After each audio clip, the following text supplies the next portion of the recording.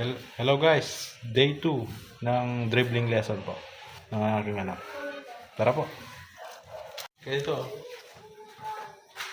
kasi kapag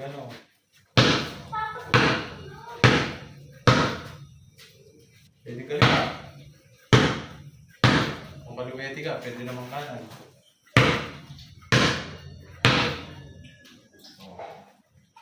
Baka ganyan lang yung paa mo.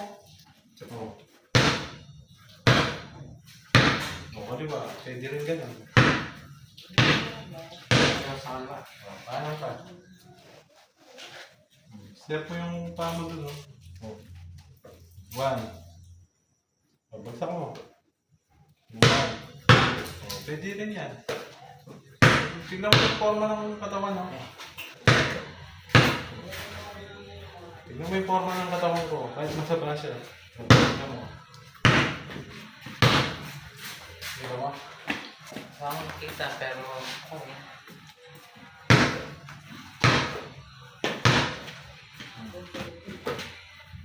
Ganyan lang. Basta unang mo dito.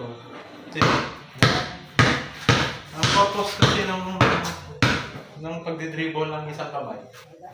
Pag magdadala ka ng bola, itatawid mo. Kasi tatawid ka eh. Tatawid ka. Papasa mo. Kaliwa naman. Kaliwa ka naman. Papasa mo. Ganun lang. Kasi kailangan matulog mong 100. Kasi kung hindi ka natulog 100, hindi mo maitatawid yung bola sa kabila. Sa kabilang court. Oh, dito. 100.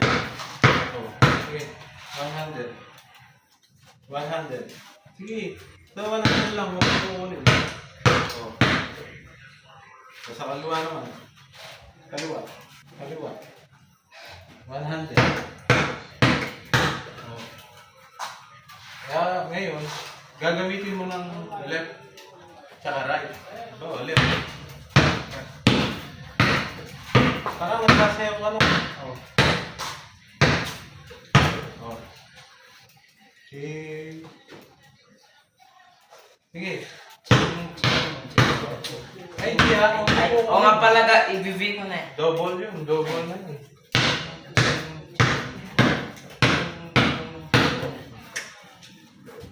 Yung katawan mo, dapat kahit naka-relax yan.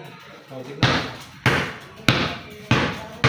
O, tignan mo yung re-relax lang. Okay. Hindi ko alam paano mag-relax.